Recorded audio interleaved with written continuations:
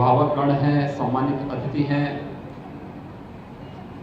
और प्यारे बच्चों, मैं आप सबको बधाई देता हूं कि आज यहाँ पर इस काशी की पावन धरातल पर अत्याधुनिक सुविधाओं से युक्त एक नया शिक्षण संस्थान आपको प्राप्त हो रहा है।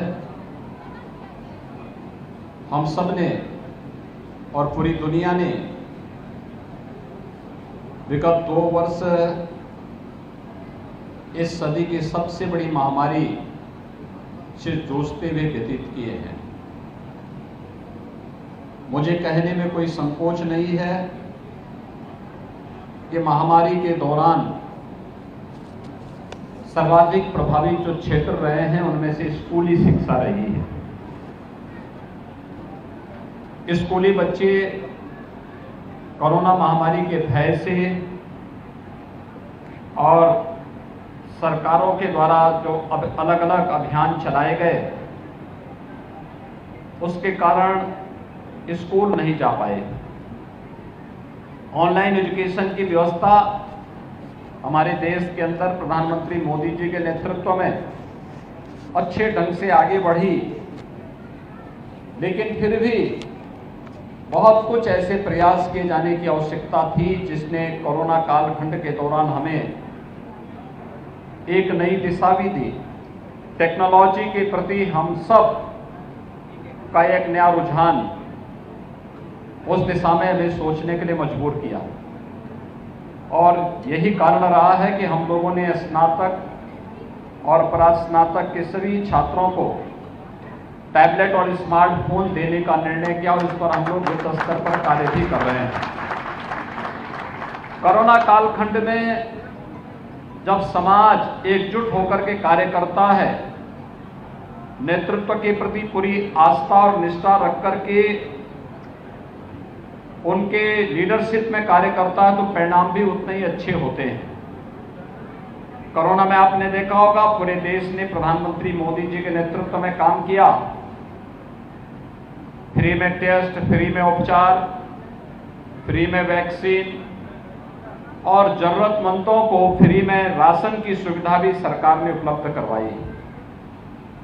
आज आपने सुना होगा कि धीरे धीरे करके हर एक एज ग्रुप को कवर करने और जिन लोगों ने वैक्सीन ले लिया है उन्हें बूस्टर डोज देने के लिए भी सरकार के स्तर पर प्रभावी कदम उठाए गए हैं। पहले चरण में आपने देखा होगा जितने सीनियर सिटीजन्स थे, हेल्थ वर्कर्स थे, कोमॉर्बिड पेशेंट थे, उन सभी लोगों को पहले चरण में इसके लिए दिया गया था। दूसरे चरण में 45 वर्ष से ऊपर आयु वर्ग के लोगों को लिया गया। बाद में इस को लगातार बढ़ा करके 18 वर्ष से ऊपर के सभी आयु वर्ग के हर वयस्क नागरिक को वैक्सीन फ्री में देने की व्यवस्था की गई। फिर 15 से 17 आयु वर्ग के लोगों को, फिर 14 से 16 आयु वर्ग के सभी बच्चों को वैक्सीन देने की कार्रवाई हुई। 12 से 14 को देने की कार्रवाई वर्तमान में चल भी रही है। और आज आपने देखा होगा कि 5 वर्ष से लेकर 14 वर्ष के बच्चों के लिए भी अब वैक्सीन की डोज उपलब्ध करवाने की कार्रवाई को सरकार आगे बढ़ा रही है। भारत अकेला देश है इतनी बड़ी आबादी के लिए फ्री में वैक्सीन की व्यवस्था कर रहा है। इस सरकार की लोक कल्याण के प्रति, लोक स्वास्थ्य के प्रति प्रतिबद्धता को दिखाता है। लेकिन सरकार के जो प्रयास हैं इसमें जैसे हेल्थ वर्कर्स, कोरोना वॉरियर्स ने मिलकर के कार्य किया है, ऐसे ही शिक्षा के क्षेत्र में कोरोना कालखंड में यह देश दशकों बाद अपनी एक नई शिक्षा नीति को राष्ट्रीय शिक्षा नीति के रूप में लागू किया है। भारत की शिक्षा देश और दुनिया के लिए एक नई दिशा देने वाला हो। आज इस सत्र में राष्ट्रीय शिक्षा नीति हर शिक्षण संस्थान में लागू करने की कार्रवाई प्रारंभ हुई है और आरएस स्कूल और उससे जुड़े हुए इस प्रबंधन के अंतर्गत संचालित होने वाले अन्य जो संस्थान हैं, चाहे वह लॉ कॉलेज हो, फार्मेसी कॉलेज हो, बालिकाओं का कॉलेज हो, ये सभी संस्थान भी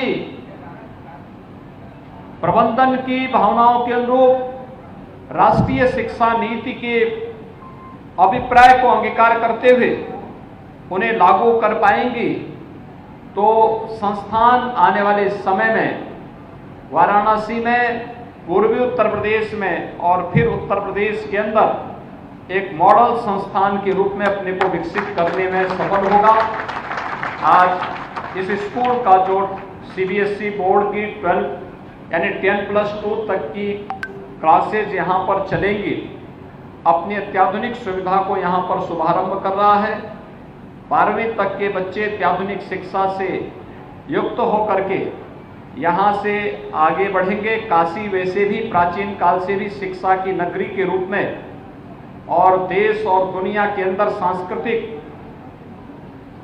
राजधानी के रूप में विख्यात रही है। हमारी आध्यात्मिक नगरी के रूप में काशी की अपनी पहचान रही है। प्रधानमंत्री मोदी जी के नेतृत्व में आज काशी नित नई ऊंचाइयों की ओर अग्रसर हो रहा है।